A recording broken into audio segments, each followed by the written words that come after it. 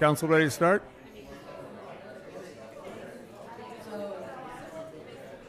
Everybody ready? Thank you, Council. Ready. I'll call the meeting to order. Regular City Council meeting for March 5th, 2024.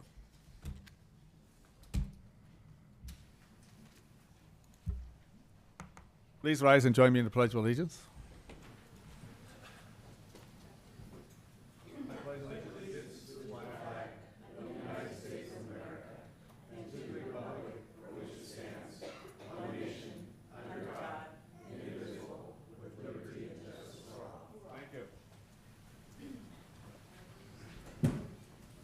Roll call, please. Councilmember Miriam Abadamos. Here. Councilmember Mark Joseph. Here. Councilmember Pierre Washington. Here. Vice Mayor David Oro. Here. Mayor Leon Garcia. Here. Thank you, Council. Let's proceed with our agenda this evening. We have proclamations and presentations. First will be proclamation for American Red Cross Month. We have a recipient for this? Very good. Okay, good.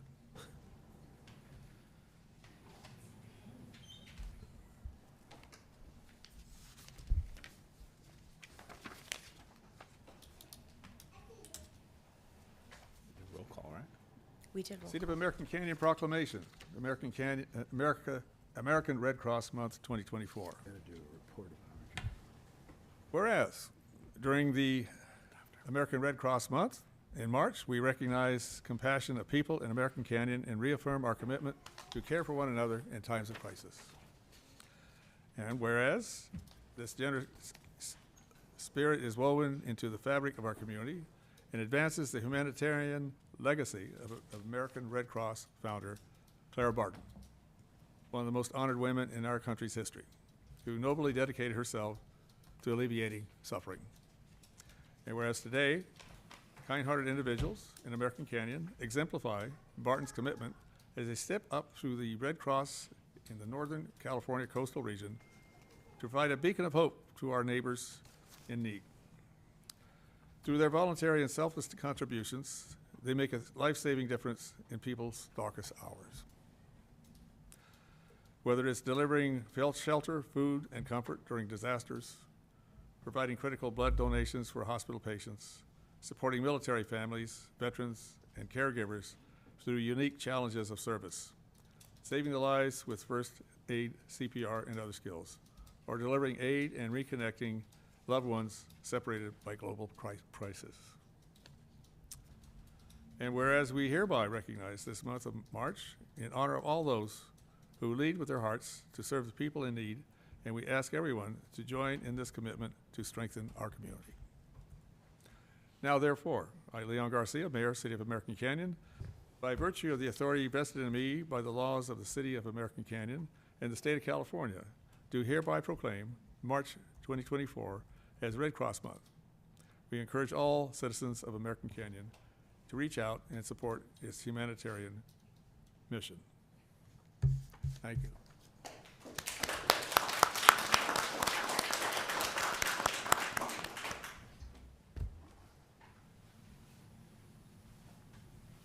Thank you, City Council. Everyone, my name is Pam Chappelle. I am the Disaster Action Team Coordinator for Napa County. Basically, all that means is if there's a home fire, we get called. Usually the fire department reaches out to us, or the resident themselves will call us, and I'm the supervisor. They try to call if I'm available. So every 8 minutes, the Red Cross volunteer gets called to duty, whether it's a flood, a wildfire, a hurricane, a tornado, and 90% of our Red Cross are volunteers.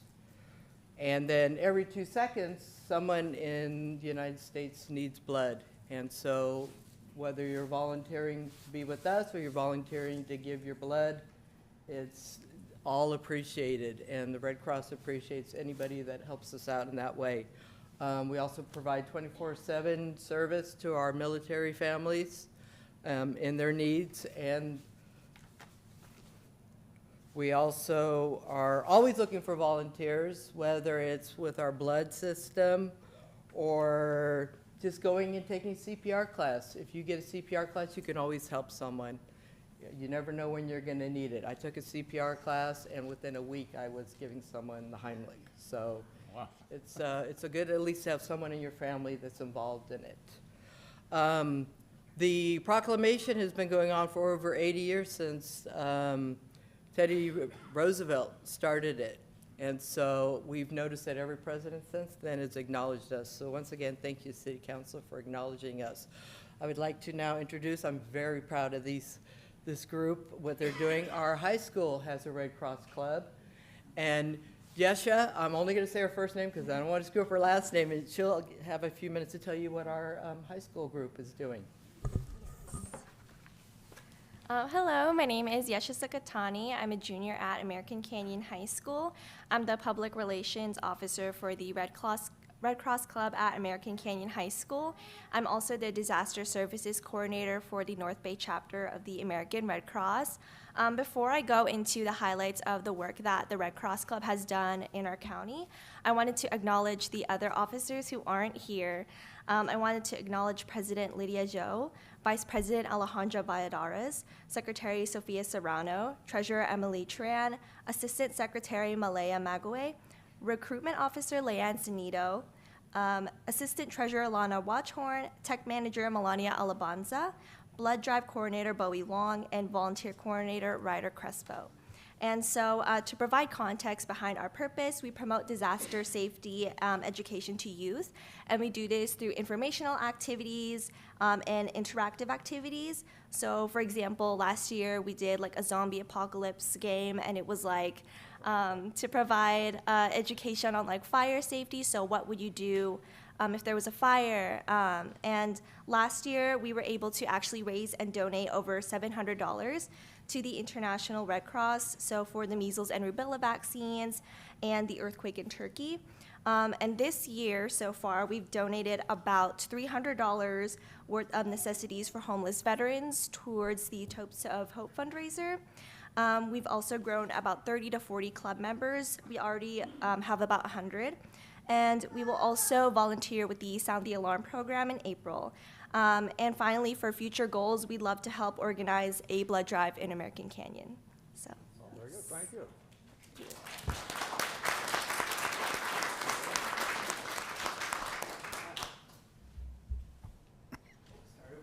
Thank you. All right. Thank you. Thank you for what you're doing out there. Thank you, Pam. Thank you.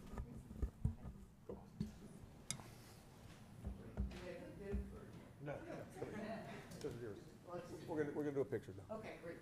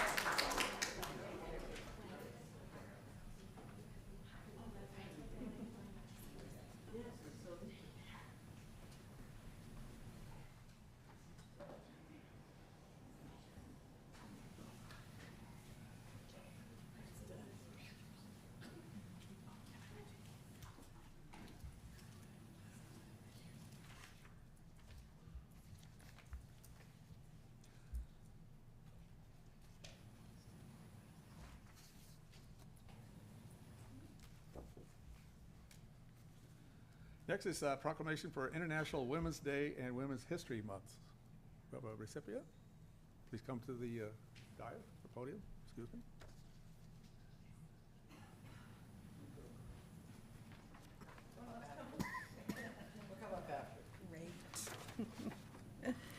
All right, Hello. here this evening. Let me read the proclamation for you. Okay. City of American Canyon Proclamation, National Women's History Month, March 2024. Whereas since 1987, the United States has formally recognized March as National Women's History Month, setting aside March to inspire those globally to learn about women's history. And Whereas National Women's History Month celebrates the collective power of women and girls, pays tribute to their achievements, and recognizes the remaining challenges to further effort women's rights. Hang on a second. And gender equality, encouraging and mobilizing all people to contribute to positive change. And whereas the City of American Canyon honors the accomplishment and visionary women and girls who have helped build our community, building those whose contributions have not been adequately recognized and celebrated. And whereas the City of American Canyon pays tribute to the trailblazers from the recent and distant past, daring to envision a future for which no past precedent existed, and for building a nation of endless possibilities for all its women and girls.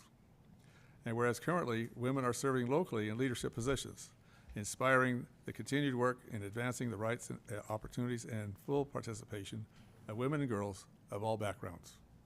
And whereas women in American Canyon have contributed to transform and enhance our community in a wide range of fields, including through elected and appointed public office, city and county government, local businesses, agriculture, military service, education, medicine, the arts, community service, philanthropy, and nonprofit organizations.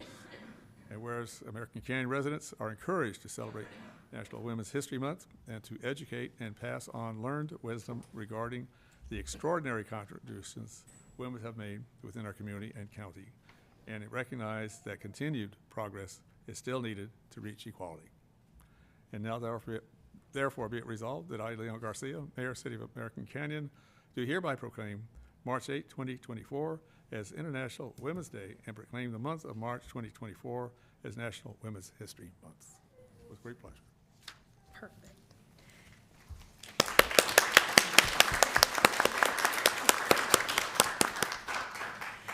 Thank you. I just have a little something to say. The National Women's History Month theme for 2024 celebrates women who advocate for equity, diversity, and inclusion. The theme recognizes women throughout the country who understand that for a positive future, we need to eliminate bias and discrimination entirely from our lives and institutions. Women from every background have long realized that an uneven playing field will never bring equality or justice. Many feel the critical needs to speak up and work harder for fairness in our institutions and social interactions. It takes courage for women to advocate for practical goals like equity, diversity, and inclusion when established forces aim to misinterpret, exploit, or discredit them. Throughout 2024, we honor local women from the past and present who have taken the lead to show the importance of change and to establish firmer safeguards, practices, and legislation reflecting these values. Following decades of discrimination, we are proud to celebrate women who work for basic inclusion, equality, and fairness. Thank you, American Canyon, for this proclamation, and thank you, Soroptimist, for uplifting women and girls in our amazing community. And thank you to the women out there making a difference. Thank you.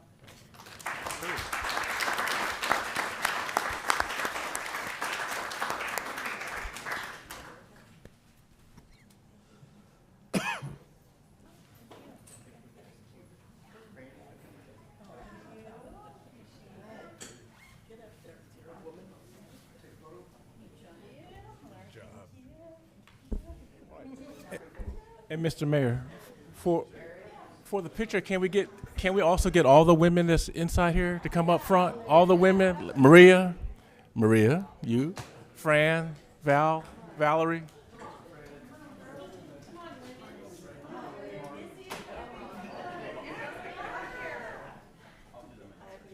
People gathered, they took a photo.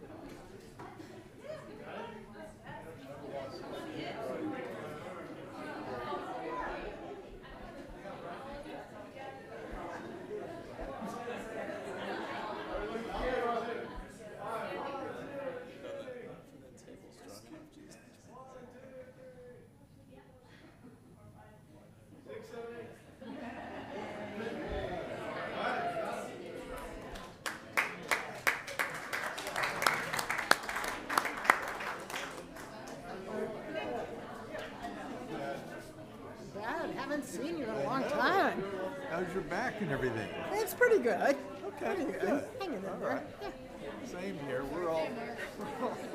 Yeah, we're getting older. Yeah, we've got way more wisdom. That's what That's it right. is. That's a good thing. Yeah.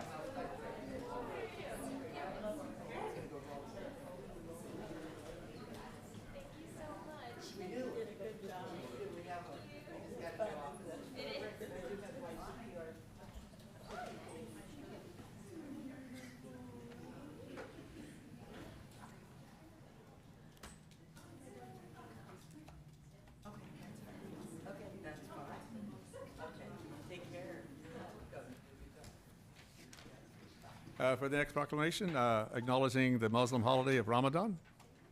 The recipient here.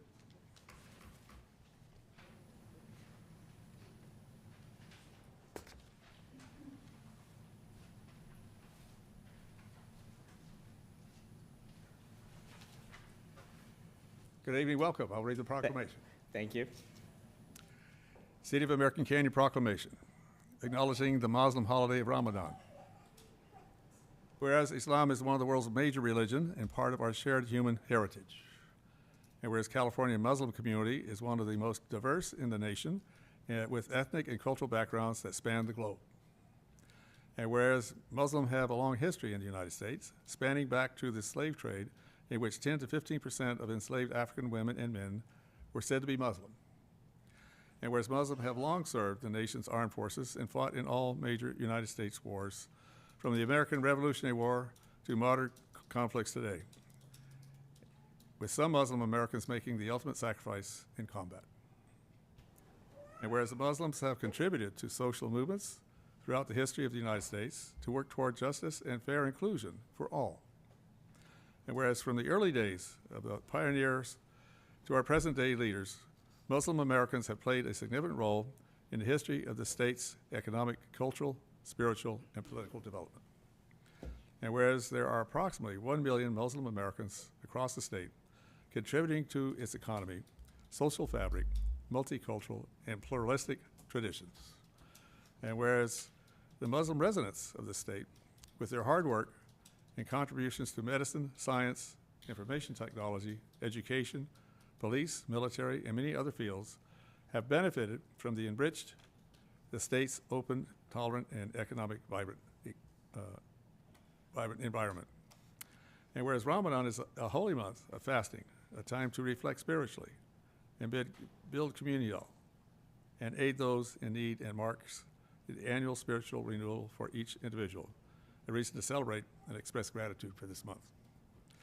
And whereas the observance of Muslim Holy Month of Ramadan commences at dusk on March 10, 2024, and continues for one lunar month, from sunrise to sunset each day.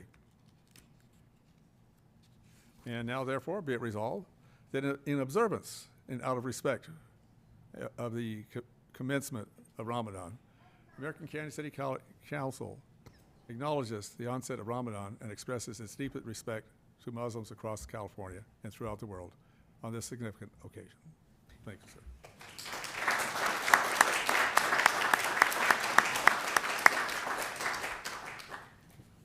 Thank you for that proclamation. My name is Suleiman. Oh, let me. You can take this, give a And then- speech. okay. Okay, right, congratulations. Okay. It's my first time doing this for this, representing Islamic Center of Vallejo. As you know, we serve American Canyon, Benicia, Vallejo, and we get residents from Fairfield as well in Vacaville coming to our community, to our mosque for various events. I'd like to thank the City of American Canyon and the council members for putting us on the agenda tonight. We really appreciate it on behalf of Islamic Center of Vallejo. Thank you so much. And as far as the rest of the public here, thank you for your time. As he mentioned, the month of Ramadan is a month of reflection. We do fast for the whole month, but it's not just about being hungry, but it's about thinking those who don't have what it feels like, on a day-to-day basis, when you go. I mean, there's billions of people in the world, and a lot of them are not as blessed as some. So, the month of Ramadan should be a month where we reflect,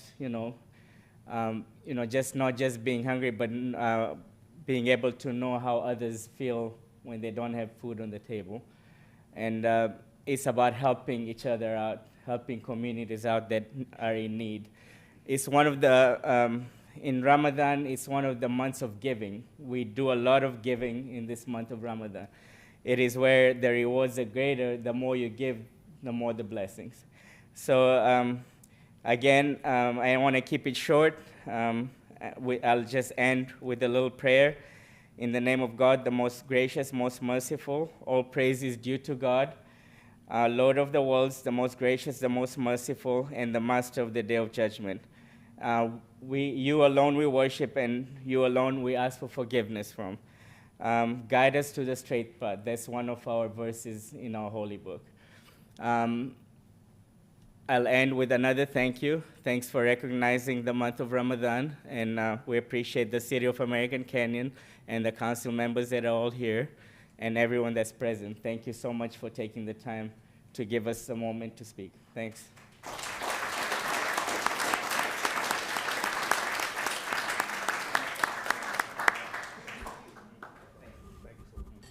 you so much. Thanks. Now we do a picture.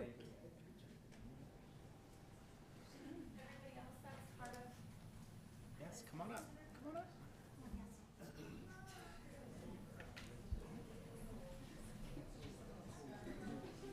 Yes, come on up.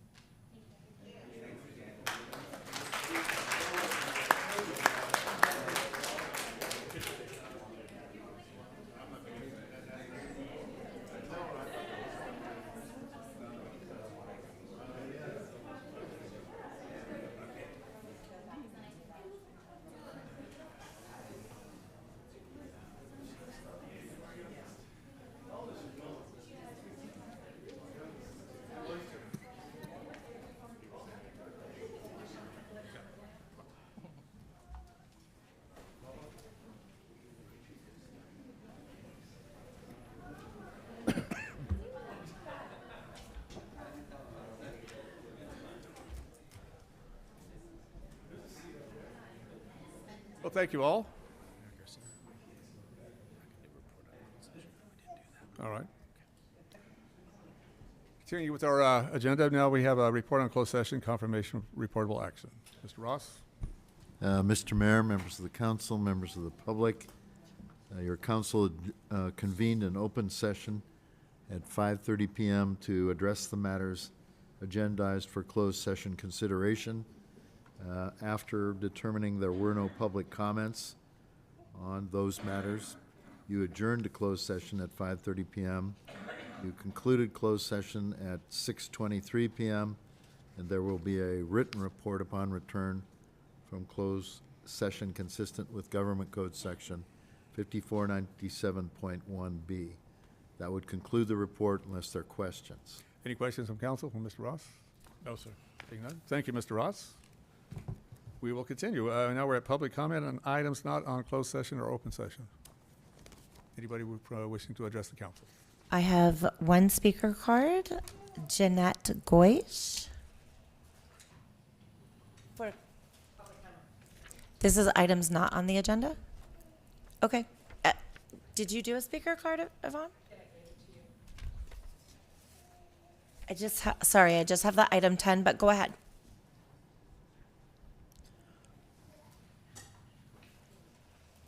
Good evening, Mayor and City Good Council evening. members. Good evening. I just had a couple comments left over from our last meeting from a few weeks ago when I was here, and I was speaking before all of you, and I heard some comments made by some of the members of the City Council and some of the members of the audience about the appropriateness of me speaking before this council. And I just wanted to address that. I started Share the Care Napa Valley 15 years ago, and I was the executive director, and I created Share the Care Napa Valley from scratch. I did it by myself. I did it with a board. We worked really hard, and we serviced people, and we worked with people, the lowest income, the oldest people, the sickest people in American Canyon. And I was in homes here, and I never stopped at the border and said, oh, that's American Canyon, better turn around and go back to Napa. So when I hear that I don't belong and I can't speak for the environment of American Canyon here, I think back on the people that I helped in this community, the places I've been in this community, my friends in this community, that I shop in this community, and I walk along the wetlands edge. And coming from that place, I just want to say that it feels very unfair. It was a very unfair judgment. And I'd like to also bring up that a couple weeks ago while I was walking along the wetlands, I came across a mass of monarch butterflies in the eucalyptus trees. And you know, I don't know a lot about monarch butterflies other than they're disappearing and we're worried about the fact that they're not around like they used to be. But I do know that when you find a clump of them around a eucalyptus tree in Northern California, there's a good chance that that's an overwintering place for monarch butterflies.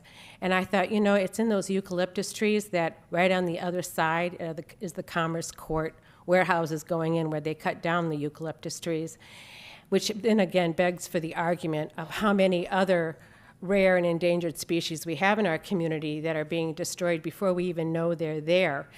Which again brings us to a solution, and that is the habitat conservation plans that we talked about a few weeks ago. I've done quite a bit of investigation on them, and I met with the East Contra Costa Habitat Conservation Plan people, and I learned that in Contra Costa County, when they started developing the conservation plan, it brought $90 million into the county, as well as saved 16,000 acres of land for conservation. I think it's a good thing to look at. I think it's a good thing to consider. There is a group of us who are working on this, and I will probably be coming before you a lot more often. Thank you. Thank you. Next speaker, please. Jeanette Goyes.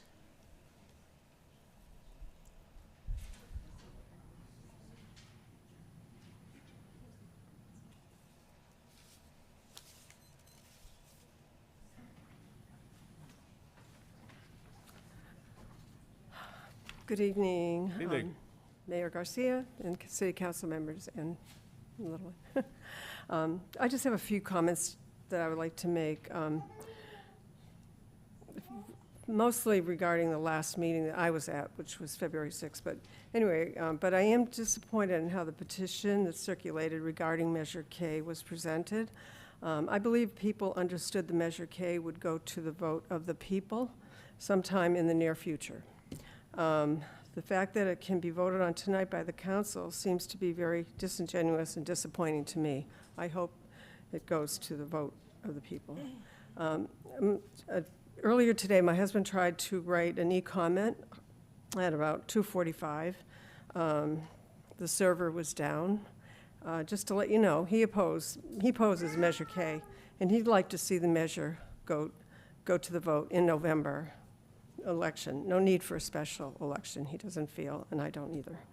I want to thank the people from Napa, residents of Napa County, some from environmental groups, some concerned citizens who are concerned about the environment of Napa County.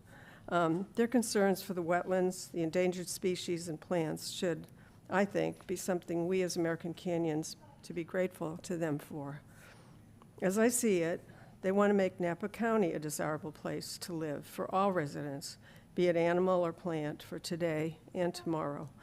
I know some of these people, and they are not boogie monsters. I promise they're not.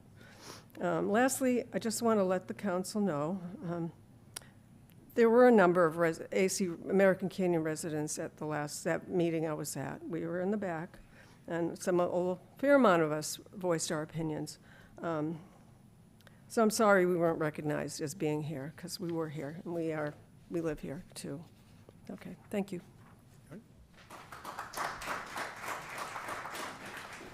Next speaker, please.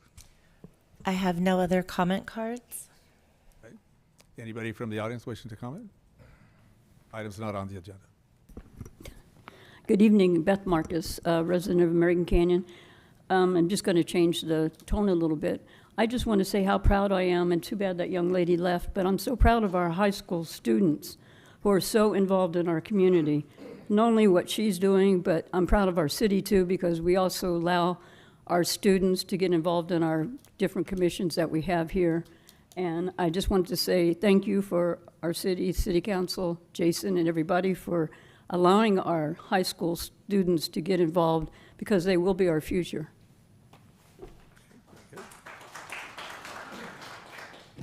Another speaker? Yeah, Fran Lemus speaking. I didn't think we could talk Is about your mic working? I didn't think we could talk about Measure J in the public comment, being it's on the agenda. Oh, we will have a time for comment on that when we bring up the item. Well, she spoke about it. They spoke about Measure J and Measure K. Yeah. Yeah. Well, And I she think had some environmental issues as part of that as well, so I just allowed her to continue. We will have opportunity to speak on Measure Okay. K. Thank you. Okay, anybody else? All right, well, we'll close public comment at this time and move on. with Mayor our agenda. Garcia, I do have a hand raised online. Thank you. That's what I was asking for. Who do we have? We have Hugh Marquez. Go ahead, Hugh. Hello, City Council. My name is Hugh Marquez. I'm a resident of American Canyon. I just want to, as a senior, I have joined the yoga class, and I find it very grateful that our Park and Recs does have is allowing recreational for our older residents here in American Canyon. In doing that, I found out, or it was mentioned that the floor had a contractor that has pulled out, and I was hoping that someone could expedite getting a floor in the senior center. I also overheard that our heater in our pool has taken a dump, and I'm hoping that that is a revenue source for the parks, that can be remedied as soon as possible. I don't know what the city does as far as a fund for the parks and for the senior center, but I do know that in the utilities, any big budget item is always thought of in advance, and having a heater go out in our pool seems like a big budget item that should have been thought of if it wasn't. I just want to bring that to your attention again. I thought it was really, I am really enjoying this newfound yoga class in American Canyon, and I would recommend any other people who would like to attend to do it. Thank you. Okay. Anybody else online? I have no other hands raised. Okay, very good. Right there, Leon. Good evening. Good evening. My name is Kenneth Leary. I live here in American Canyon. I just want to make sure everyone has voted today. I see some people not shaking their hands. Okay, you got your sticker. Well, I voted the other day. So you, Jason. Yeah. I just want to give a thumbs up for the yoga class, too. I attend a yoga class, and you may not know how old I am, but I sure don't move like it. All right, well, I want to advocate for a space in the Napa Junction for movement, dance, and yoga classes. One of the things about having a yoga class in a multi-purpose room, the floors aren't always the cleanest, and that's because we don't have janitor service at night and stuff that comes in and does our floors. So I'd like to advocate for a room, one of the classrooms, be dedicated to movement and have mirrors and bars on them so you can, do ballet, do whatever dance you want to do. But it'd be solely used for that. And think the floors would be a lot cleaner that way because other people with just street shoes don't be coming into the facility. So, and I would advise anyone, adults, to come out for yoga. It's fun. It's great. Almost 4 days a week of class, 9:15 at the Adult Center. And it's very affordable. All right, thank you very much. Okay, And thank you. vote, everyone. Anyone else? Last call. Seeing there's no other public comment, we will close public comment at this time and move on with our agenda. Next up is agenda changes. If Yeah, there's- Mr. Mayor, Yes? I would like to suggest an agenda change. Okay. You know, we have a big thing on the item tonight, and then it's also an election night, and I know there's other places that people have to be. So I would like to suggest that we continue items 11 and 12, the American Canyon Police Department Annual Report and the 2023 Annual Communications Report, to another time. Mr. Hollystaff, what would be the impact of that? A longer meeting for the next one. Yeah. Well, the immediate impact would be a shorter meeting tonight, and Yeah. that would be replaced by a longer meeting at some future date. Neither of the two items, 11 and 12, have any date specific. They're both receive and file. They're not action items, and none of them have any mandatory, deadlines or anything. So 100% council's purview, and I'll second I was going to, Yeah. okay. I'll second that. So we have a motion and a second. Roll call, please. Hold on 1 second. Let we me- didn't hear who the second was. I'm sorry, let me catch up with the motion here. So, and who was the second? Washington. Washington, thank you. to it. Okay. Mhm.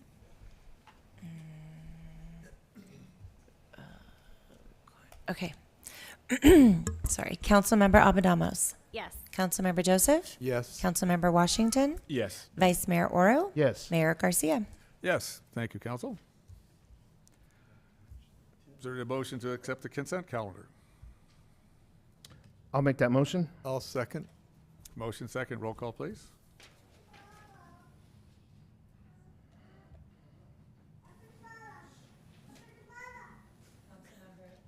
Councilmember Abadamos. Yes. Councilmember Joseph. Yes. Councilmember Washington. Yes. Vice Mayor Oro. Yes. Mayor Garcia. Yes, thank you, council. Okay, moving on with our agenda then. Public hearings, we have none this evening. Moving on to our business items. Item number 10, Election Code Section 9212 report regarding Measure K. Good evening, council and members of the public. This is going to be a PowerPoint presentation concerning Agenda Item 10, specifically what's known as an Election Code Section 9212 report on Measure K.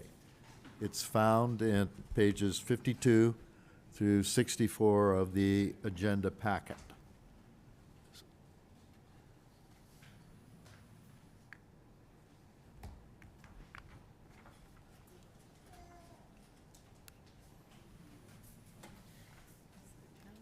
Like that.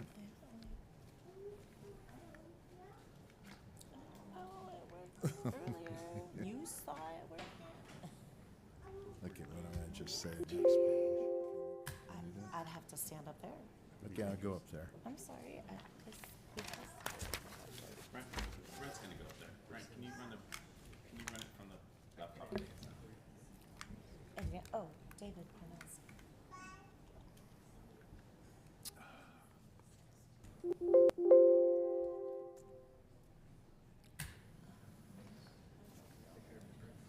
Thanks, yes.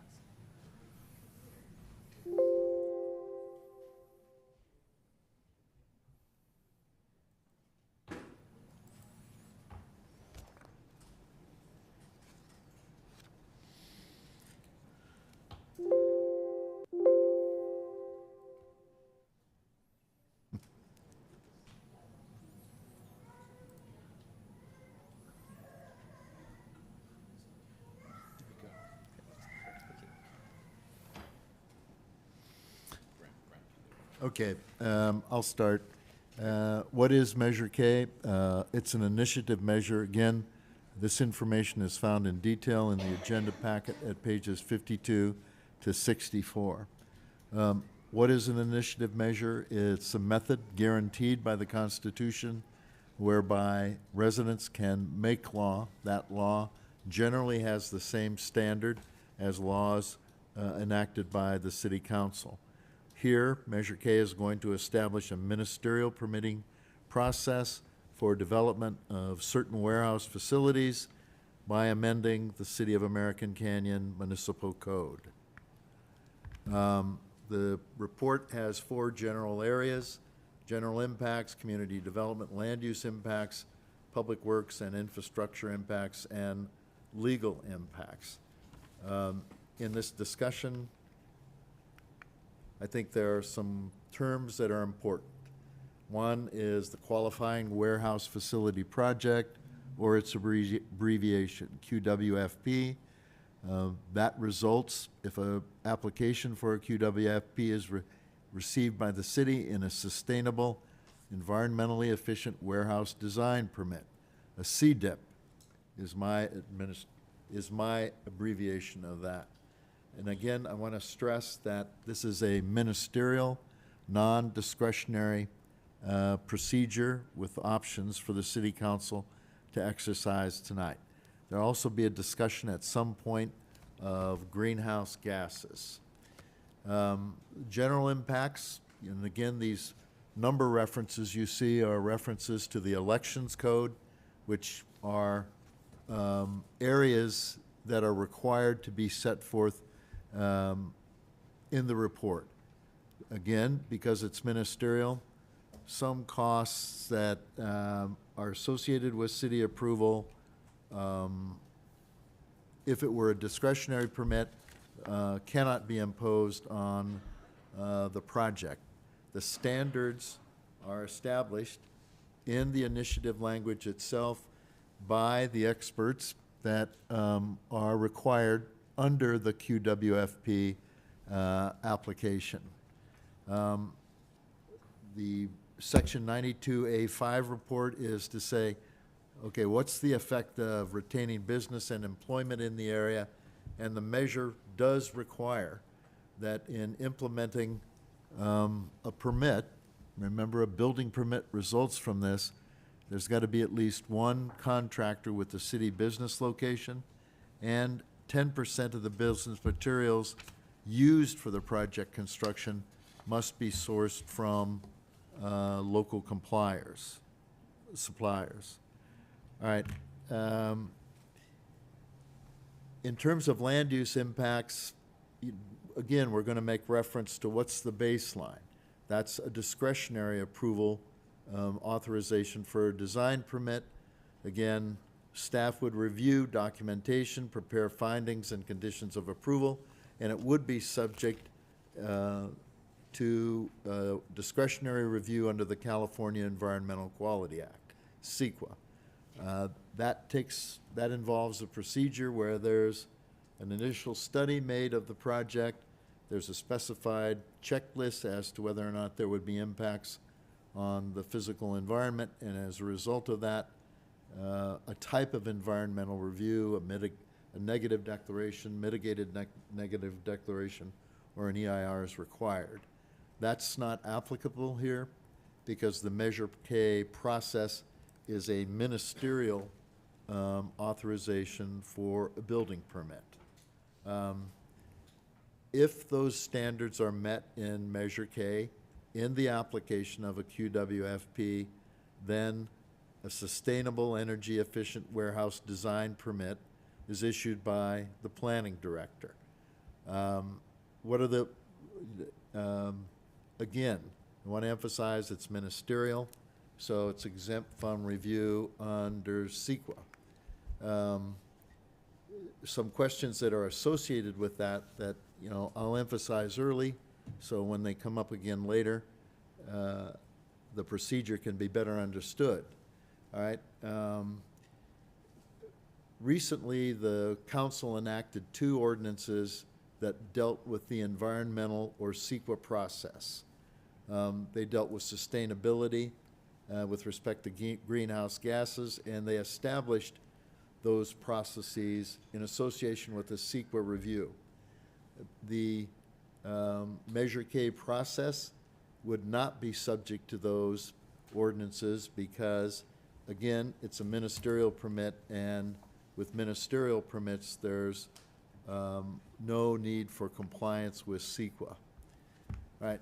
The report sets forth a comparison of land use impacts under both current standards, our greenhouse gas standards, and then Measure K standards.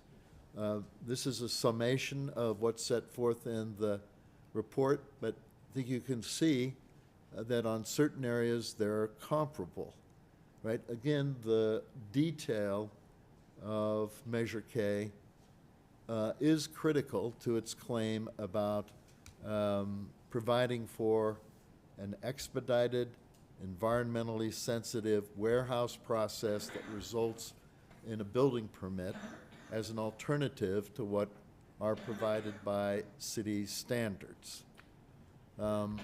This is set forth in the plan also, but we go through several aspects of this. I think one aspect that, you know, you can read, you know, understand what the city's discretionary standards are and those of the initiative, and I think there could be differences, and that would be with respect to the impact on circulation in a Measure K process versus circulation in a discretionary design permit.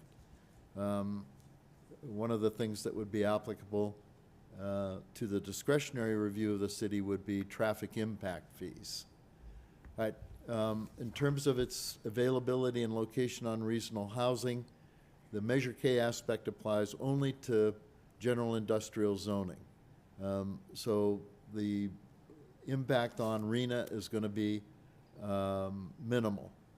The consistency between planning and zoning, that's another specified provision of the election code.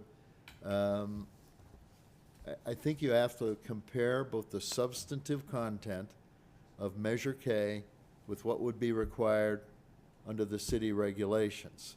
I think there is a comparable standard that's set forth in both.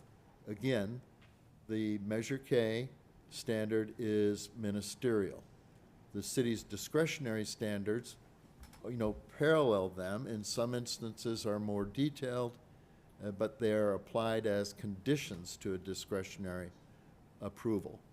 A question was raised in the previous council meeting about would Measure K preclude the council from rezoning general industrial parcels, and the answer is it would not.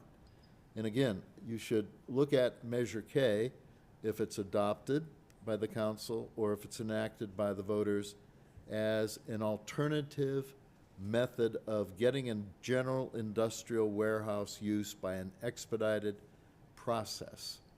It's an election that's made by that owner of the GI, of the general industrial property. It did not preclude the council from exercising its discretion to rezone parcels that are currently zoned general industrial. There is a designation within the report of the vacant lands that are zoned general industrial that it would be applicable to. Those are quantified. It's a total of 265 acres. It's attached as the third exhibit to the report.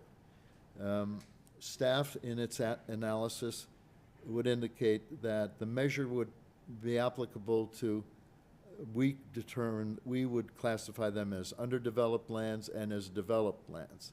What does that mean? It means that the owners of those general industrial properties could choose to take advantage of the provisions of Measure K. Is that, you know, an extensive analysis? You know, of course it would be.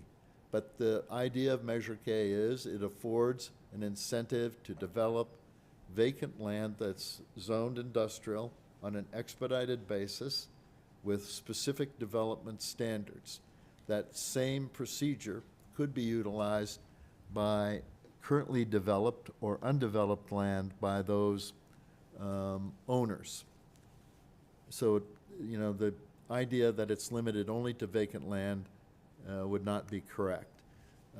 This map, and you can see the designations of the respective acreage that exists presently in terms of their status as vacant or underdeveloped or developed is set forth.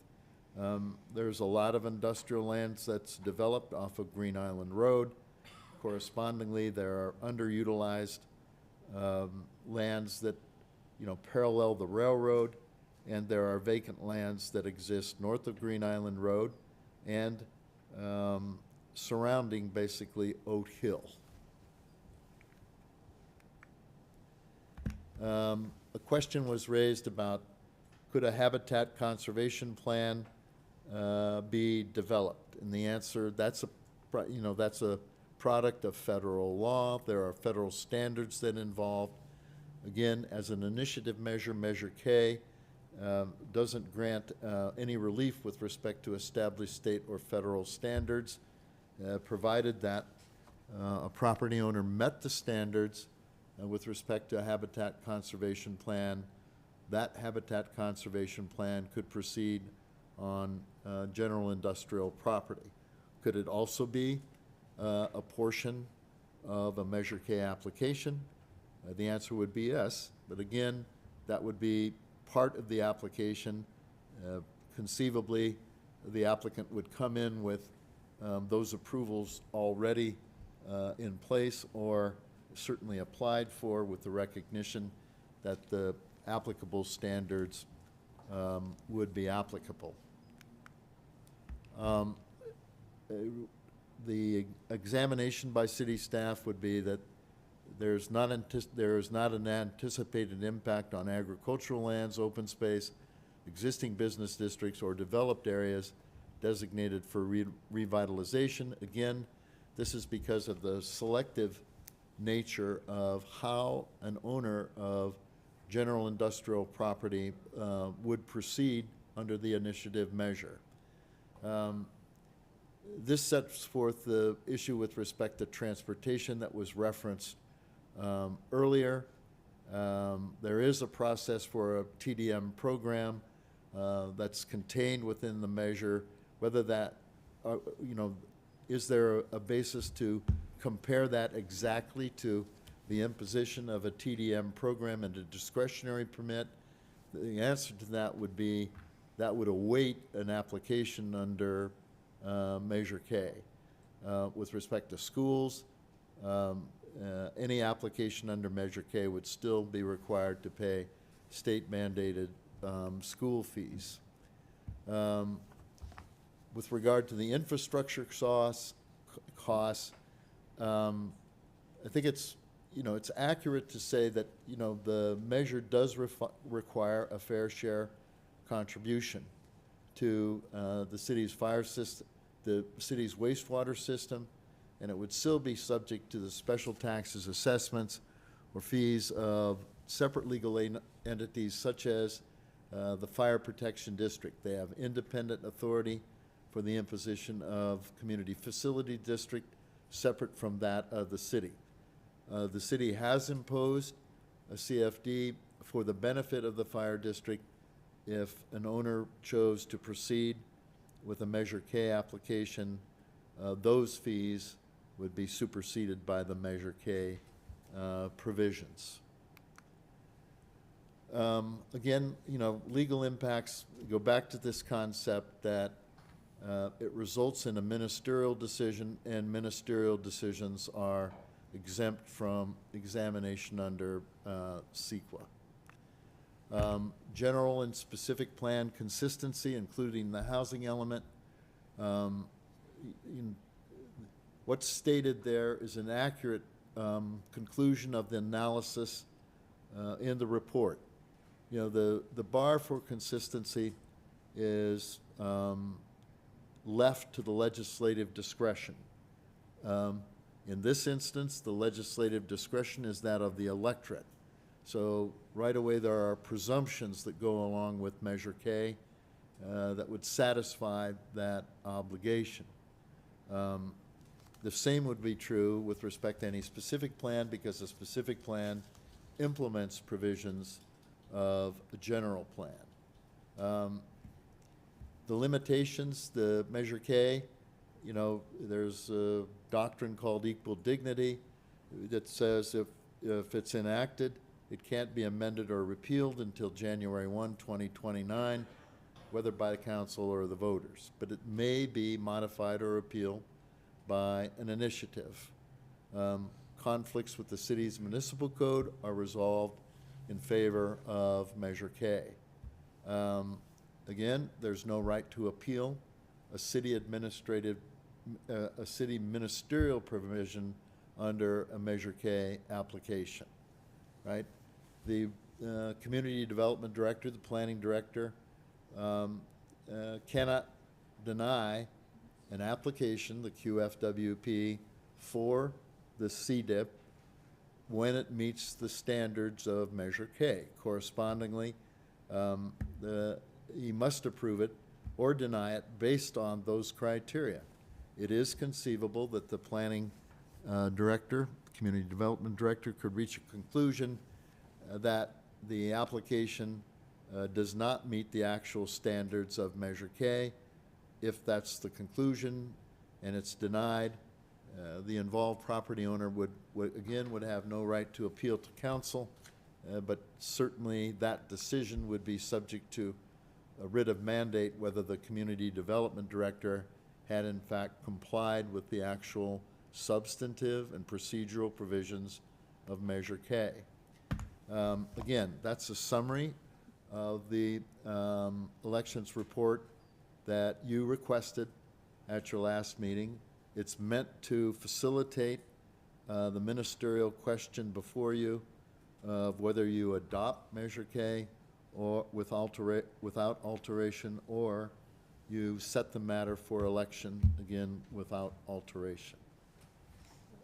So with that, if there are questions by council, I'd attempt to respond. It would be a matter for which public comment is appropriate also. Yes. Thank you for that, Mr. Ross. It certainly helps, I think, explain a lot of the detail. Questions on this matter for Mr. Ross at this point? Note the comments we already received. Councilmember Joseph. Yes, thank you for the report. And one of my questions about rezoning has been addressed, so I appreciate that. Another one that seems kind of esoteric but is important are lot lines, lot line adjustments and lot mergers. Generally, those tend to be ministerial as well. That's correct. But there's nothing in Measure K that addresses that, and there's nothing presumably that would keep this council from being able to say, in a general industrially zoned parcel, any lot line adjustment or lot merger would have to come before either the Planning Commission or the council, so that we would have some discretion over reassembling parcels. I think I would respond this way. I think right now, lot line adjustments under the Subdivision Map Act and the implementing ordinance of the city, and again, the Subdivision Map Act is a state requirement, are ministerial. Is it conceivable that you could come in and have a provision that would, if I understand the question, would make lot line adjustments subject to a discretionary permit under the subdivision ordinance? And my response to that would be no, because it would conflict with state law, all right?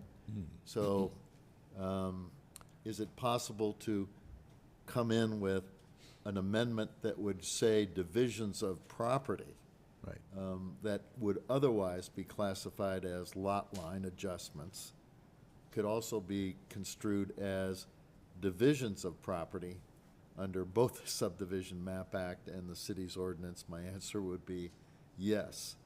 Now, I'm not quite sure I understand your question, but I think the way I'd say is you're starting with something that's ministerial under state law. This is I true. don't see how you can modify that. Okay, that's a good Okay. point. Where I'm coming from is in looking at the map, there are a few parcels that are relatively small but next to each other. And so it's conceivable that, some of those properties could be assembled into a bigger parcel that would become viable for a warehouse project. And from my perspective, I'm just trying to see what leverage we have as a council to be able to make sure that we can have some say in what happens. So lot line adjustments, maybe we can't go there, but merging parcels, is that the same discretionary act, or is that something? Mergers are also defined by the Subdivision Map Act, and we have to have a consistent implementing subdivision ordinance. I think if you're looking for exercises of discretion, I'd go back to the concept that you retain the ability to rezone parcels and change general plan designations, notwithstanding the initiative measure. And certainly you could formulate zoning that could address the concept that you're concerned with, separate from a lot line adjustment. Okay, thank you. Other questions from council? Council ready for public comment? Yes, sir. Okay, public comment on this matter is now open. We have a Yvonne Baginski. Oh, Mayor Garcia, we did receive written comment, which was distributed to you earlier. Jeanette Goich, Gina Saavedra, and William Baker. Thank you. Good evening again. I have a question. I have overheard some comments at the last meeting in the hallway that this initiative was specifically developed as a workaround around the 3 lawsuits that the City of American Canyon is facing regarding this property, and this is just in response to that, so they can be avoided. And I have a question about, isn't it a conflict of interest for the City Council to be voting on a initiative that would thereby get rid of the 3 lawsuits and make them a moot point? Isn't there some kind of a conflict, because you are directly involved in litigation right now regarding this issue? And to see you up here voting on whether or not you're going to adopt this initiative and not go to the public vote, it just doesn't make a lot of sense to me. I think it would directly impact these lawsuits, and it would kind of get you out of the way of having to go through them. So I just wanted to bring that up. I thought there might be a conflict there. Thank you. Thank you. Next speaker, please. Jeanette Goich.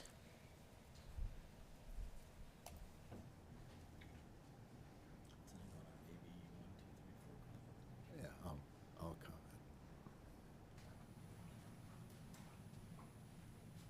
Good evening again. So I'd just like to speak about the Measure K options available tonight, as I understand it. There are 3 options available regarding the vote for the City Council for Measure K. So I oppose adoption of Measure K for environmental reasons. I oppose Measure K because it gives developers a blank check to build warehouses in American Canyon without risk for them.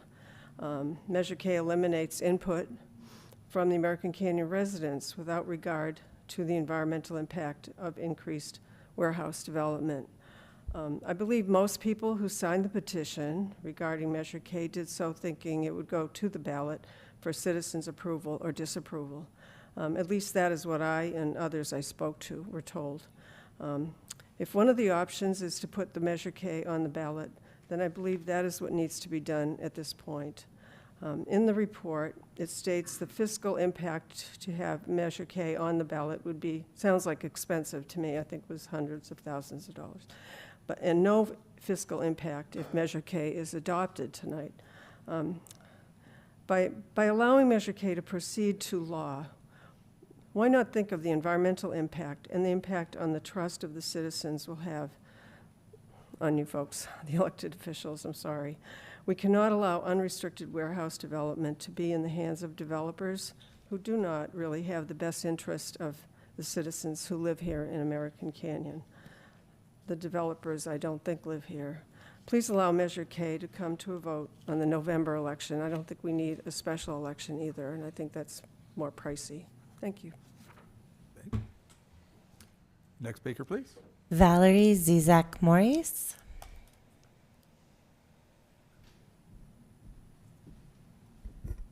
Hello, everybody. I'm Valerie Zizak Morris, President, CEO of the American Canyon Chamber of Commerce. Our Chamber of Commerce advocates for this project here tonight, and there's a few points I want to make out. Council members, thank you always for respecting me and having me up here tonight. The developers have done everything that has been asked by the City Council, by the City of American Canyon, and have followed all standards. I think we need to take into the fact that this is a 3.5-year process. I can't tell you how many times I've stood at this podium and said, let's get going, let's get this done. I understand that there's some legal issues and concerns that go with the measure, but realistically, getting this project approved, move forward, and stop letting the environmentalists and the surrounding cities control what we do in American Canyon is a huge lesson that I'm trying to teach. And unfortunately, if we just keep letting other people control what happens in American Canyon, we're not using our voice. And I would love to see the City Council approve this tonight, move it forward, keep it out of the voters, save some tax dollars, and put your knowledge to use and to respect the people that are coming to American Canyon, wanting to develop, wanting to bring jobs, and wanting to follow our city guidelines, general plan, and vision for American Canyon. So I'm here tonight saying, please, let's approve this project, let's get it done. Let's not take this to the voters. Let's stop wasting developers' time before we run out of people who want to develop in American Canyon, because our processes are not easy. These people are sticking by our side, believing in what we have here in American Canyon, and trying to do the right thing. I've talked to other chamber CEOs that have development by these same developers sitting in the room, and their projects have been passed, broken ground years ago. We, in the time that the Buzz Oats project has been here, they've developed 23 other projects, 5.2 million square feet in warehousing within this region with no environmental impacts or pushback the way they're receiving here in American Canyon. So I'm just here to say that this isn't usual behavior. What we're doing to the developers is not attracting people to American Canyon, and it's not being business friendly. So please approve this measure tonight, and let's stop this chaos and get this project moving. Thank you. Next speaker, please. I have no other speaker cards. Mr. Mayor, can I deal with an issue raised about a potential conflict? I think it goes to the whole procedure briefly. Please, Mr. Ross. Thank you. Mayor, Vice Mayor, Council, members of the public, the matter is agendized before you tonight under a procedure in the Elections Code, which is meant to implement those procedures associated with a constitutional initiative, right? The applicable standards of conflict are set forth in AB 1234.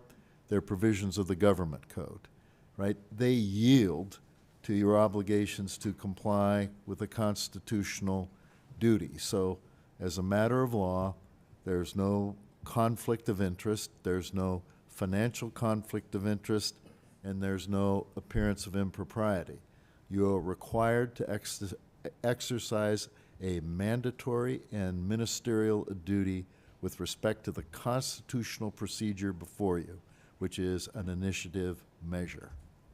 That would be the response. Thank you, Mr. Ross. Any speakers in the public?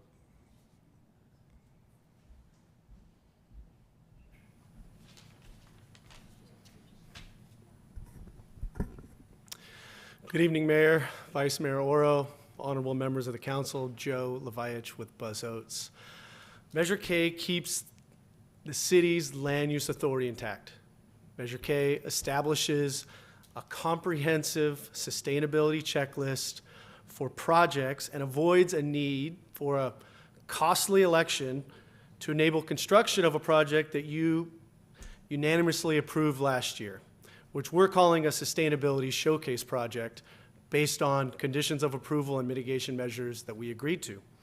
So we ask the council tonight to draw a comparison between the unanimously approved Giovannoni Logistics Center and the provisions in Measure K.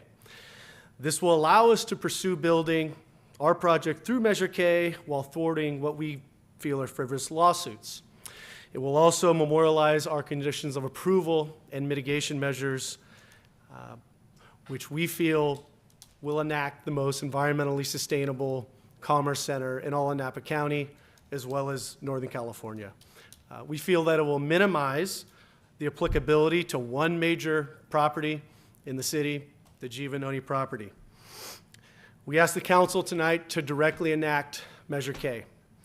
This will allow the property owners to fulfill the dream of Albert Giovannoni to provide ongoing education support for children's education based on the ground lease payments that the project produces over the next 100 years. It will also enable a $400 million direct investment into the city at build-out.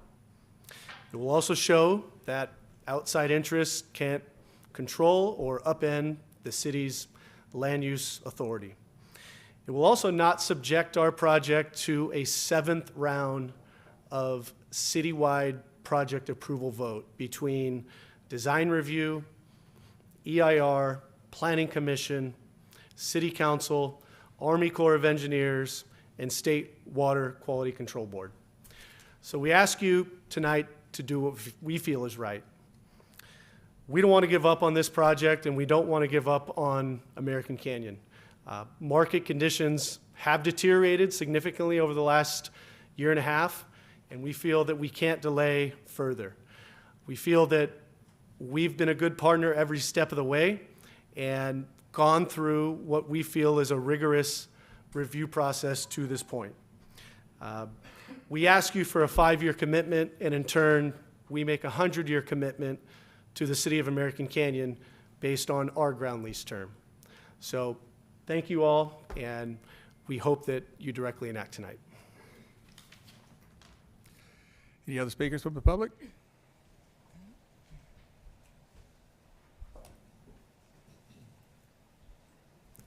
Good evening, Mr. Mayor and members of the council. I'm Jim Moose. I'm the legal counsel for Buzz Oates. And I wanted to offer you my thoughts about how this affects the litigation to the extent that that's a concern of the council. So a year ago, a little bit less, we were here and your council certified an environmental impact report, approved the project.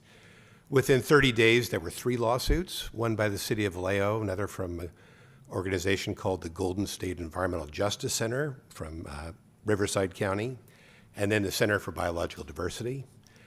We're now in Sacramento Superior Court. It took some months to land in that court. The fact that the city of Vallejo was a petitioner meant that Napa County was not an available venue under state law. If a city gets sued by another city, then there's a right of removal to a neutral county. Recently, the Golden State Environmental Justice Center, rather than file a brief, just walked away. It appeared that what they were trying to do was to inspire us just to give them money. And when we didn't do that, they, rather than do the work of pursue the lawsuit, just walked away. But we do have the city of Vallejo, which shows no sign of being interested in a reasonable settlement. Our feeling as the applicant here is that there's a larger contract dispute between the city of American Canyon and the city of Vallejo, and we're kind of like a hostage. We're kind of caught in the middle of that. Maybe it's a family spat, and we're kind of like a kid in the custody battle. And then there's the Center for Biological Diversity. We know that you adopted a couple of ordinances which relate to future CEQA documents for warehousing projects, which would be subject to discretionary review. We have been trying to settle with the Center for Biological Diversity. We recognize they're a sincere environmental group, and we hope that regardless of what you do tonight, we'll be able to bring that across the finish line. But I wanted to share with you how the leverage will change dramatically in settlement discussions if you directly enact tonight. Anytime someone is sued under CEQA, no matter how good the EIR is, no matter how much time, effort, and money went into making the EIR as good as possible, the way our court system works, the person who files the lawsuit has a tremendous amount of leverage to try to gain extractions, good or ill, simply because it takes so long to get through the Superior Court and so long through the Court of Appeal and then possibly the California Supreme Court. If this measure were enacted tonight, we would have the option of seeking one of these ministerial permits. And if we were to get one of those, then there would be little point in completing the litigation because we would have the equivalent of the design permit we already have. And we would, we hope, be able to turn to Vallejo and the Center for Biological Diversity and say, you can't really accomplish anything by completing this litigation because we will get this project approved through this ministerial process. Now, can you be reasonable and can we come up with a settlement that works for everybody, which is not too lopsided? But the sheer passage of time in a CEQA lawsuit gives the petitioners tremendous leverage because it can take literally up to 5 years just to get through court, even where the case has no merit whatsoever. So we do want to settle. We'd love to have the CIR remain valid. But if you were to directly enact tonight, we think the possibility of settling these cases goes way up. I would note that the way this measure was drafted, the permit we would obtain would be 98% identical to the entitlements we received a year ago, because quite literally, the requirements to get one of these sustainability permits mirror the mitigation measures and the conditions of approval that were imposed on the Giovannoni project. The only difference is the initiative measure uses generic language because it would apply to more than just our parcel, whereas the actual conditions and mitigation measures were specific to our parcel in terms of how they read. They'd refer to, 47 acres of wetland and that kind of thing. But there is stringent environmental protection built into this, and I want to speak, although I have to look at the council, to the people in the chamber who have the idea that these permits represent a shortcut on environmental protection. They don't. The permit we would get would be just as stringent as what you all approved a year ago, with all the CEQA mitigation, all the conditions of approval. The difference is this would be ministerial and no one could sue us and drag us through the courts for 5 years, and the odds would be that the project would get built a lot faster. So I appreciate your time. I heard some beeps go off and I ignored them, and I appreciate you letting me complete my presentation. Thank you, sir. Anybody else from the public? Mayor, Council, my name is Bill Campton. I'm here representing Right From the Start, the landowner of the Giovannoni parcel, as we would say.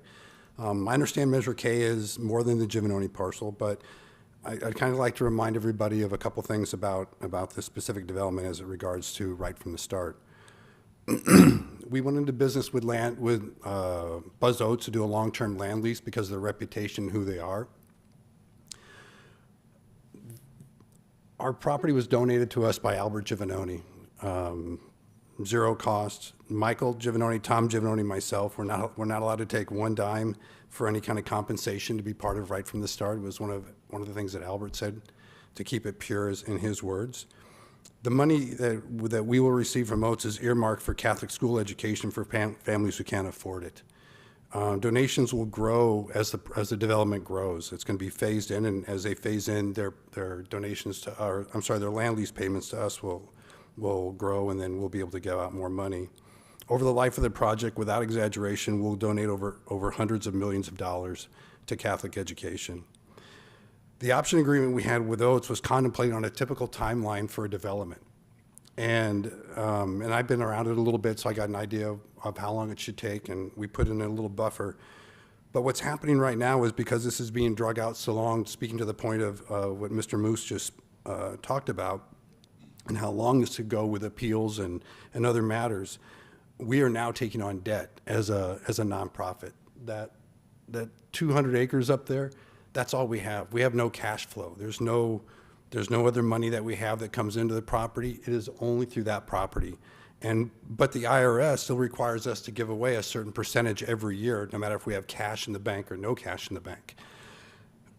Our deal with Oates, and I'll go probably into more detail than Oates would like me to go into, but our deal with Oates was that they would fund our donations during the application process and time that took them to get their entitlements.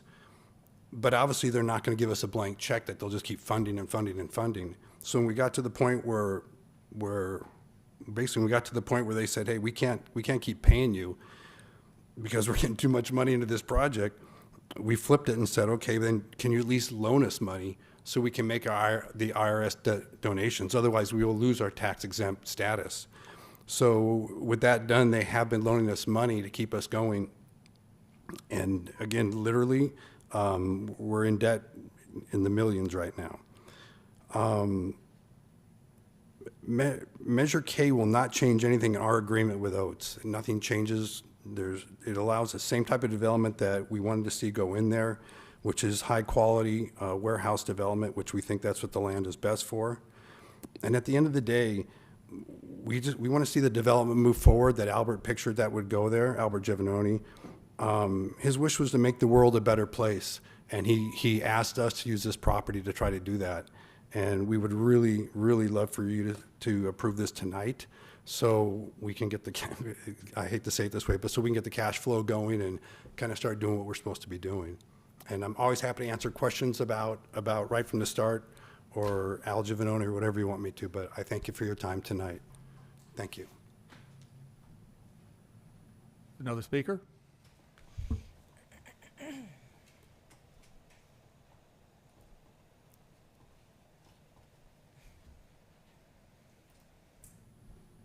Hello, my name is Debbie Runke. I've lived in American Canyon since 1988. I don't have You anything. could pull the mic a little closer to I you. don't have anything prepared or anything formal. I just want to say, I personally am opposed to Measure K, but I respect the whole collecting of signatures, getting it to the ballot. And I think most of the people that signed that petition, which I did not sign, were under the impression that it was to get it on the ballot, not for you five respected elected officials to make that decision. So tonight, what I ask is, it was intended to be put before the voters. November's fine. It doesn't have to have a special election, as somebody else said, to spend extra money.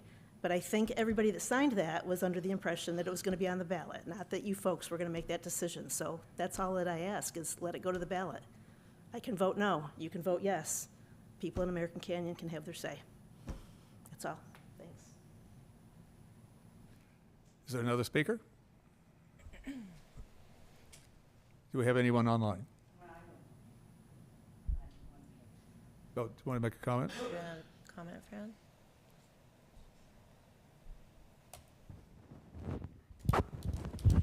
Fran Lemus. I would just like to say, I've been sitting out here for many years, and all we talked about was the Genovia property. And now the time has come for them to come to make it happen, and we have all this controversy. So I don't know what else the city has planned for that area, but when you have a developer come in with a good project, it should be, it's zoned correctly, and everything is right. I just don't understand why you want to go to a vote of the people that have not an interest in that project. I own a piece of land, and I know someday it'll probably come before the council when I'm gone, and the city can develop it. Whoever buys it will develop it. You have a right to determine what you want to go into your project. And the Giovanonis have done that. They've taken that money, they're using it for a good cause, and it benefits the city. So I don't see why it can't go forward, at least the Giovanoni project. Thank you. Okay. Anybody else in the audience wishing to speak? Do we have anyone online? We do. I have Haley Kutak.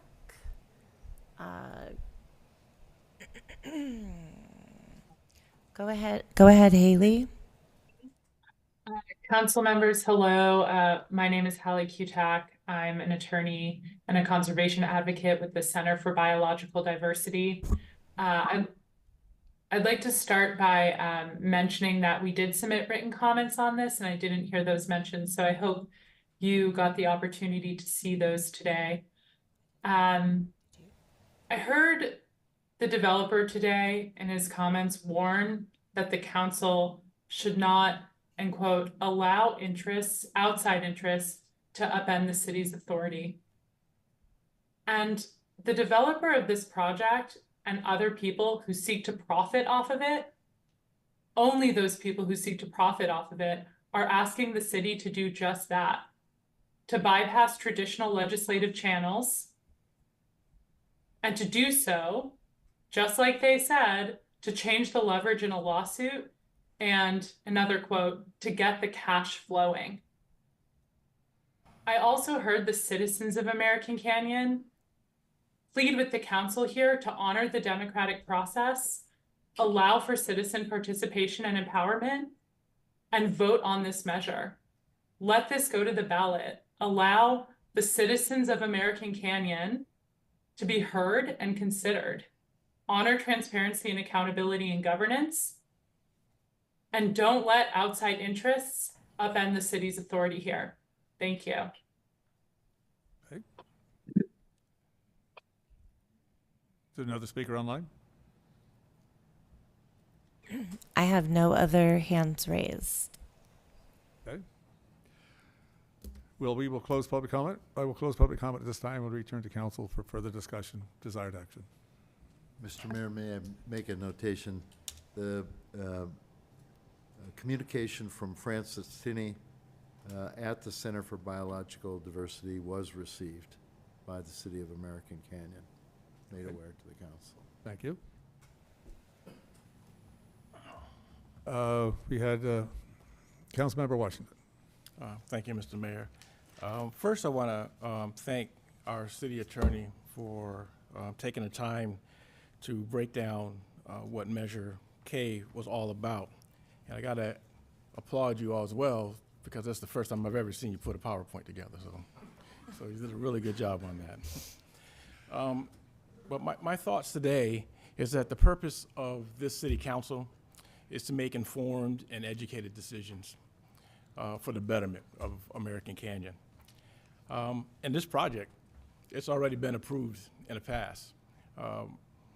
I believe that if we say that let's put Measure K on the ballot in November, we as a council have done a disservice to our community, and we're looking at simply washing our hands of the responsibilities that have been bestowed upon us to make knowledgeable and informative decisions. Everyone on this council today, we all know today's election day, and I know we have people that want to get out of here and find out what's going on. But each one of us here had to get a minimum of 2,000 votes just to be sitting in this position. So that tells me that 2,000 votes times 5 is 10,000 votes. That's 10,000 representatives of our city that trust the 5 of us to make a wise and informative decision on what we need to do or what we need to have in American Canyon. No one, in my opinion, is more informed than the 5 of us on what the Gianovis or what Joe has done and the obstacles that have been put in front of him up until this point. As a council member, I go to many homes and I talk to many people. Now, they may not come here because they have other responsibilities that they need to do throughout the night. But I've met people at the Chamber of Commerce. I've met people in their homes. I've met people in their churches in American Canyon. And you're right, they're not all that informed about what Measure K is all about. They're not informed about what the Gianovi project is all about. So that's why I got elected. So I could sit and talk to them and inform them. They're too busy to sit here and complain about things. They got a lot of things going on. So they rely on me to go and talk to them about what's going on. And what they're telling me is that we want standards, high standards. We want a project that will impact public safety, because this is one of the safest cities to live in. And this project will help that. Most people sit back and think, how can this project help that? This will put money in our police department. It will put money into our fire department, all of our public safety. I want a project that is fundamentally and economically sound, and that's what this project is. I think that the entire project, up until this point, they've done everything that we've asked them to do. We can't ask them to do any more. So in my opinion, for this project, I just want to say it's not on my watch. I've been paying attention to everything that's been going on, and my last words is not on my watch. Will we just take this project and just throw it away? We say we want to be a place where people realize what American Canyon is all about, or what is our identity. But we constantly let the people from the north of us and the south of us dictate what we do. Not on my watch. Thank you. Vice Mayor Oro. Thank you. Thank you for that. Just a quick couple ex parte communications. I did speak with a number of citizens throughout this whole thing, both at the chamber, the regular citizens, and I also did speak with the applicant, Joe Leviach. Who else did I talk to? There was one other person. No, I think that was it, Joe. I think I talked to you. Oh, and I talked to, where's he at? Bill, back there. There you are. Yes, he called me today. That was this morning, Bill. Thank you on that. And that's the first I heard of them, and I hadn't taken Joe's call in over a year before that, just because I had already voted on it and said yes to it. I appreciate the public's comments, and I appreciate the participation. What I heard tonight was a bunch of serious wonk, a lot of wonky talk in terms of what Measure K is and what it'll do. But all that detail doesn't really matter. It comes down to these two choices: either bring it to the voters or adopt it tonight. There really isn't much else for us as a council to do anything else because it was an initiative. But let's remember how we got here. This area has been zoned for industrial for a long time, and I wish the map was still up. Is there a way we can get the map back up really quick? For several years, that whole area, I actually campaigned on building American Canyon. And Council Member Washington, I appreciate your comments about actually having a representative government. People choose us to help make decisions for them. And that's what this is about. They can't make every detail. In fact, when I go talk around the citizens, they're like, huh, what? You expect me to explain the intricacies of Measure K to all my neighbors? It ain't gonna happen. They don't care. They wanna know when am I gonna mow my lawn next, so they can be quiet and have their baby there. So, this is, I've seen this many times. If there's one thing I've seen on city council, is CEQA abuse. There is fundamental changes that need to happen in the California Environmental Quality Act to where it's not being abused to stop projects that have been through, I think as the applicant said, 7 rounds of approvals. I read the environmental report. I spend my time on weekends away from my family reading 400 pages of an Environmental Quality Act. I'm getting pretty good at it since I've seen a lot of them here. But I campaigned on developing and building American Canyon. We needed a town center, the Watson Ranch project. We needed an identity. That happened. People are excited that that is happening. I saw CEQA be abused there too, where they came in and said, you shouldn't be doing that. And all they wanted was money. I campaigned on building out the Broadway project, which we're doing now. It's taking a little bit longer than we intended, but there's investment in improving that highway. There was a third thing I campaigned on, and that was in building out an industrial and job base. And that is what you're looking at on this map right here. That is the Green Island industrial area. Right just north of the large purple part where the applicant is the Napa Logistic Park. There's IKEA there now using their e-commerce site. They're bringing big tax dollars to our base. There are local jobs going further down the street with just Amazon as well as a PG&E substation. Those are good paying jobs. We are building that community here. And for somebody to ask me today to say, like, oh, we built Devlin Road, there's this big chunk of land right there, and we're just going to leave it there. No, this was the plan all along, but it was upended by an abuse of CEQA. The Golden State environmentalists, they just dropped out. The city of Vallejo is trying to bully us because of a lawsuit around water that they've been providing since 1996. And they're changing that, and they're just using this. I've talked to many people, and suing for a project like this, cities don't do that to each other. It's a failed city south of our border, and it's sad that it has to get to this point.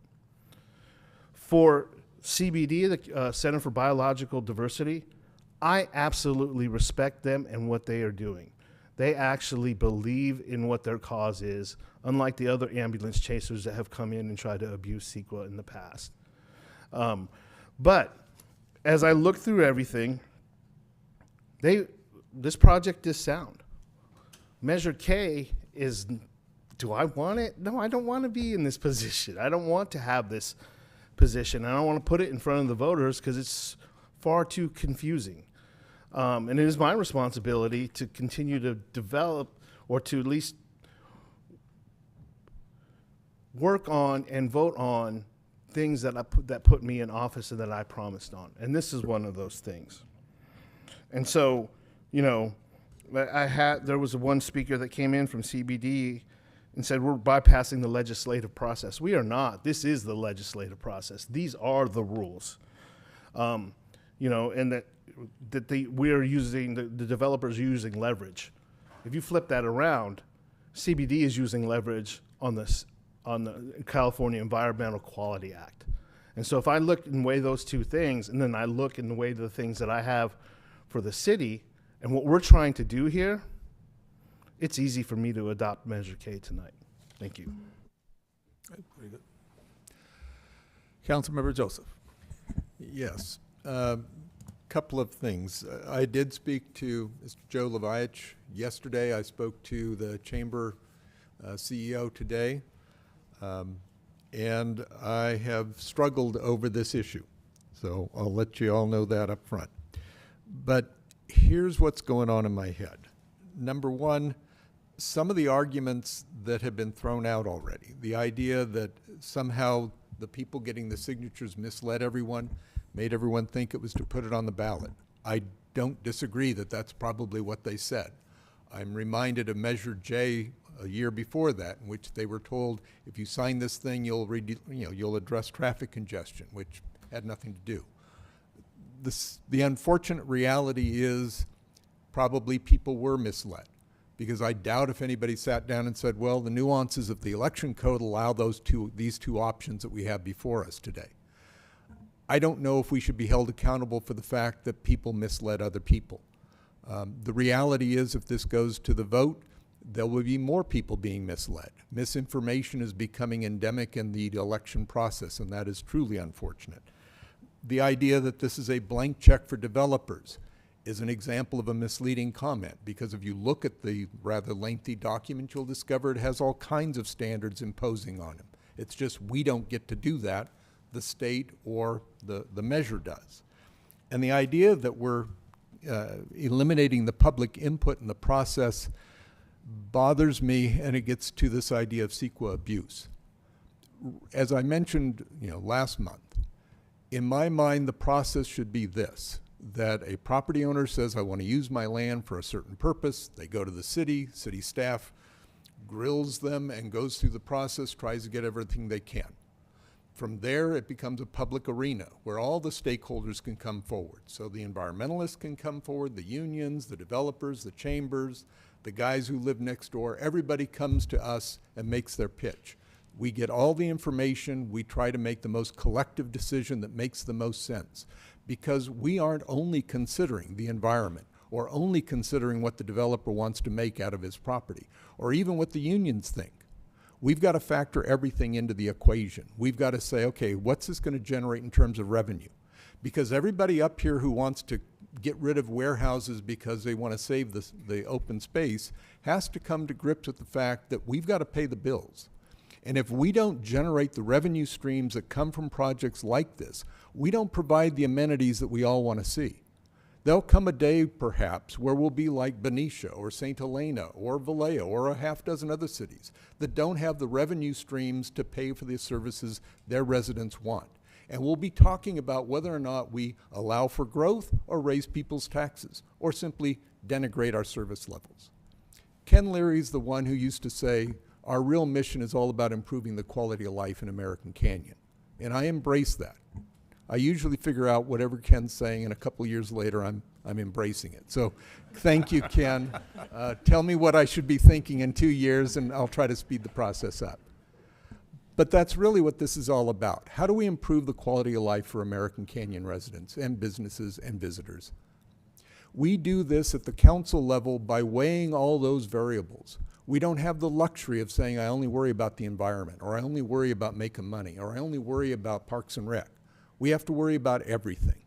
It makes it a more demanding, difficult job, but that's why we get paid the relatively small bucks. So that's my long-winded soapbox. Let me go into the details. And I think Vice Mayor Oro already pointed out the merits of this project. It has been zoned industrial for longer than this city has been a city. It was zoned industrial under the county. It is surrounded by industrial. It is not precious open space. It's vacant industrial land waiting for a development so as to generate a revenue stream and jobs and opportunities. So this isn't something, we're not giving up some very good land. We're developing land that was zoned and intended to be the kind of project that's come before us. We're fortunate that we were able to persuade the developer to step up the standards for environmental review. We have an all-electric project that we were fortunate in getting. We've got 100% solar and renewable energy. These are the kinds of standards that I've been advocating for years, and I appreciate the fact that we finally got to the point where we're getting projects that go along. So this is not a terrible thing, and in fact, it is a project that we should have had under construction right now. It would be generating revenue to allow us to do the things we need to do. So it gets down to CEQA abuse versus initiative abuse. If I had the choice of whether I'd approve Measure K or not, I'd say thanks, but no thanks. But likewise, I don't like the fact that players outside of our arena have the right to say, I didn't like your decision. I'm going to go to court and try to get more. It's somewhat disingenuous for Center for Biological Diversity to say only those who seek to profit are trying to make this work. As a simple reality, their business model is suing entities to exact more environmental standards, true, but primarily to generate a revenue stream to perpetuate their business. We have seen it, and Vice Mayor Oro alluded to it. We've seen how we get sued using CEQA, and at the end of the day, after we try to work with them on traffic or work with them on open space or whatever, because frankly we are trying to be environmental stewards, at the end of the day it comes down to they just want money. We paid one person off and he went away. Nothing really changed. It was just, that's the process. So I guess I look at it and say, yeah, on the one hand, we're getting people who don't appreciate the decision we make and go to court to try to get more. I don't appreciate the developer coming up with a process that takes our decision-making out of our hands. I don't like that either. But I'm now struggling over, I'm getting beat up either way. So how do I decide? Well, for me, if the primary objective is to facilitate Giovannoni's project and we approve that project, then I'm okay with approving with Measure J or Measure K. But we also have to be serious about the rest of the map. So for me, and then that's why I've been asking questions like lot line adjustments and rezoning and all these incredibly wonky things that Vice Mayor Oro would probably be proud of me, because I'm more of a wonk than I should be. But I bring these issues up because we do have the option. If you look at the map and the parcels and everything else, you probably need 10 acres at least to build a viable warehouse. When you go through the exercise, that limits you to about 2 or 3 sites. And some of those, frankly, ought to be reconsidered. I don't think the parcel that is owned by Solid Waste Management Authority should be general industrial. It's too close to residential. It's too close to open space. It ought to be reconsidered for a different zoning. The parcels along Green Island Road ought to be reconsidered for light industrial instead of general, because that's going to be a beautiful new boulevard, and we ought to have the zoning commensurate with what the view is. So in my mind, we can address most of the areas beyond Giovannoni and protect ourselves from, frankly, having somebody walk in and say, this is what I want to do, and you don't get any choice.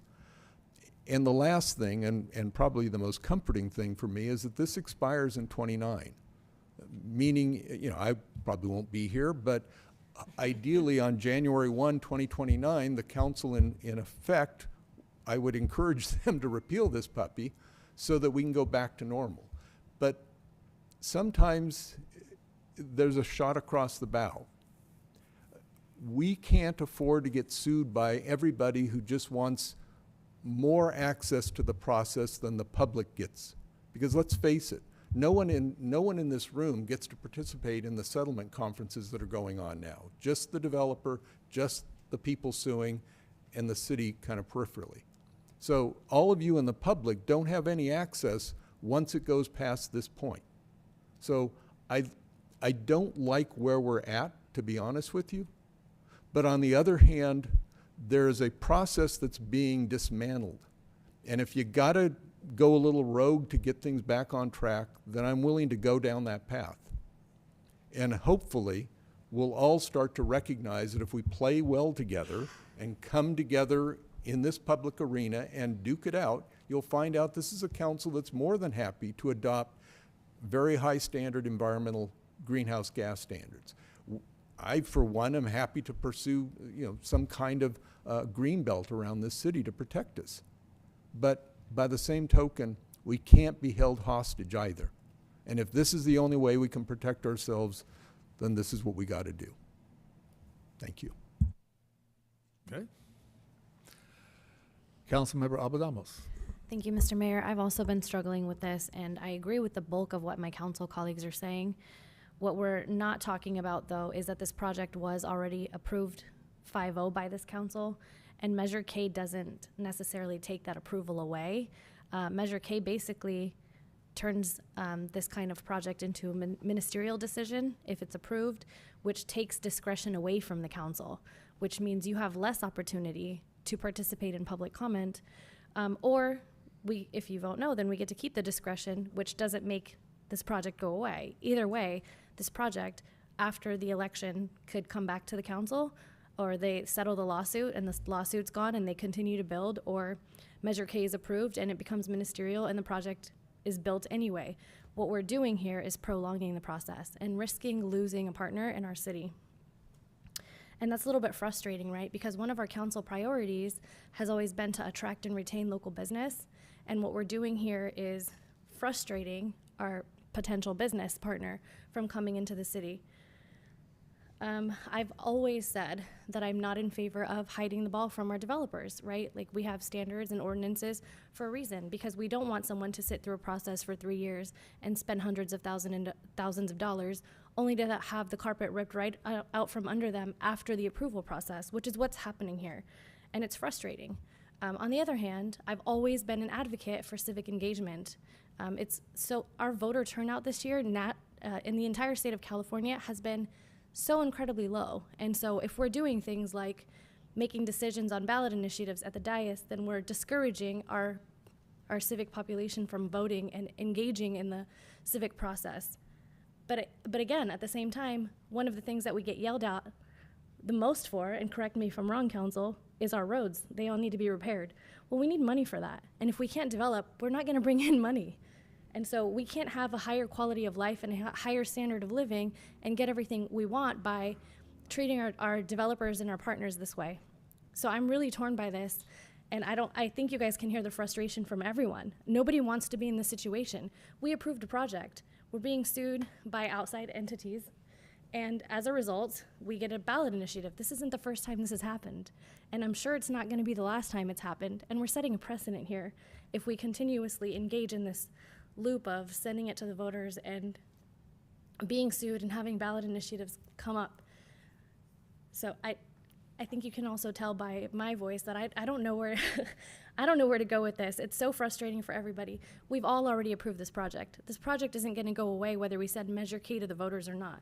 What you guys are voting on is whether we keep the discretion or we give it to staff and make it ministerial so that we have to approve projects like this without even having these conversations. And that's where I'm at. Thank you. Thank you. My comment. I was very impressed with the results we came up with in terms of Measure K. A lot of us have been looking a lot of time for how do we incorporate those things which we know are important for future in building. And well, I'll say another frank thing too. It's kind of like drinking from a fire hose going through this document. There's just so much information to go through. And I'm glad we have, frankly, for me, taken the time to be able to go through it and understand it better. Commented earlier, it expires in 2029. Yeah, I think that's good. This is precedent setting. You know, the meetings I attended on it, nobody's got anything like this out there. This is brand new. This is a trial. And I think if we're going to try something like this, and I like an expiration date on it too, because then we can come back and revisit it and find out what benefits we acquired by it or what's the downside of it. So I'd like, very much like that process. Looking at the parcels on that, you know, earlier in our history, I think it was the early 2000s, housing was a big issue throughout the county.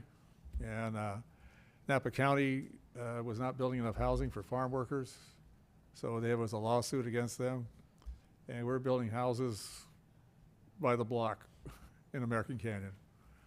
And can you give us some of your allocation here? We'll strike a deal. We'll give you the all the acreage from Green Island Road north to the airport, and that's how we acquired that. That was just a piece of that history I'd like to share with you. I'm impressed with what's going on. I think on the environmental side, this city does a phenomenal amount of work on the environmental side. You look at the wetlands out here. The Ecology Center is moving forward. That's going to be an education center, not only for us as a community. You've got a middle school right across the street. You have an elementary school right next to the middle school. You have another elementary school about a block or so up the road. They have a mobile classroom. That's out there with a lot of events just to educate people the value of the wetlands. Told the story many times. I was appointed to the Waste Management Authority, which had control of that. It was all locked off. You could not get out there. But you could go by and see, wow, that's an incredible place. That's the wetlands. We finally got access with the help of a council member who was appointed from Vallejo. When you have that, that becomes our wetlands. That becomes my wetlands. You take ownership of it. Look at what we have with Newell Open Space. Nobody's got access like this. You look like for appropriate wetlands habitat, in my mind, look at what's on the west side of the riverbank, the Solano, San Pablo Bay wetlands restoration. It's massive. I don't know how many 100 times larger it is in this parcel. And it is there for habitat restoration and environmental concerns and for protecting species that we hear about a lot here. So I think on the environmental side, you know, we're doing it the best phenomenal here in American Canyon and adjacent areas likewise as well. I'm satisfied with what has come forward in terms of Measure K, in terms of what the builder is going to, builders will be required to do for a ministerial application. And I think there's enough protection in the details of that. I'm in agreement with my council colleagues here. CEQA was, when it was initiated, was there for a very good reason. Protection of the environment. There was a lot of toxic waste out there. There was a lot of, particularly, well, Southern California, where I was living at the time, was pretty horrible in terms of how things were being built. And oh, we're gonna build a freeway so all this neighborhood comes down, type of thing. Oh, we're gonna build all these houses, all the orchards are gone down there. It's things like that. But then now it comes to a point for me where a lot of it just seems to be abuse of that. You know, I certainly question a lot of the excesses I see with CEQA. And this cycle of it takes forever and ever and ever and ever to get an answer is not, it's not sufficient. It's not. So I'm satisfied with where we've come to this point as a council. And I look forward to our decision this evening. Councilmember Washington, you got your light on? Yes. If no one else has any other comments to make, and if you're not going to open it back up to public comment, I got to make a motion. Nope. Public comments closed. Yep. All right. I'd like to make a motion to accept resolution number 2024 next in order, a resolution of the City Council of the City of American Canyon adopting a city initiative ordinance called Measure K, establishing a ministerial permitting process for the development of certain warehouse facilities by amending the City of American Canyon's municipal code. I'll second. Motion second. Roll call, please. Just to be clear, this is the option one, essentially, adopting Measure K without alteration? Yes. Oh, Okay. I'm sorry. Before we take a vote, I should mention some ex parte conversations I had. One was with Valerie Zizek-Morais with the Chamber of Commerce, Terry McGrath, and Billy Ramos. They all expressed their concerns. Okay, please proceed. Councilmember Miriam Avedamos. I'm going to have to vote no on this, and it's not because I don't approve of the project. I'm extremely frustrated with this process. The reason why I'm voting no is because it is very hard for me to take away the right of the people to have their voices heard.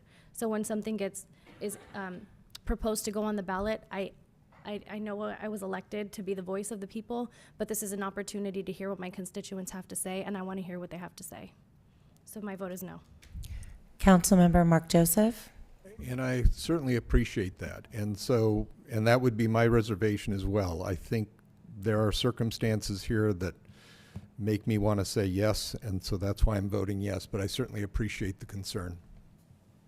Councilmember Pierre Washington. Yes. Vice Mayor David Oro. Yes. Mayor Leon Garcia. Yes. Thank you, Council.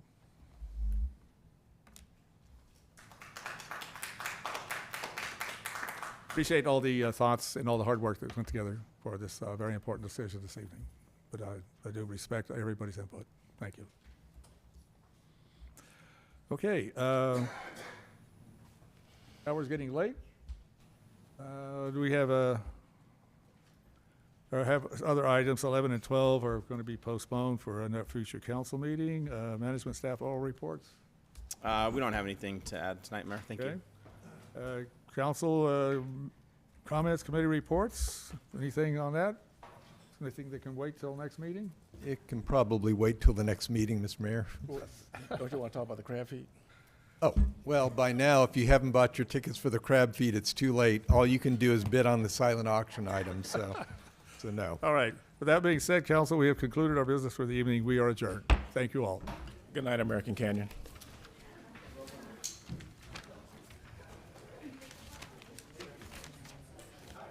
Thank you for your comments.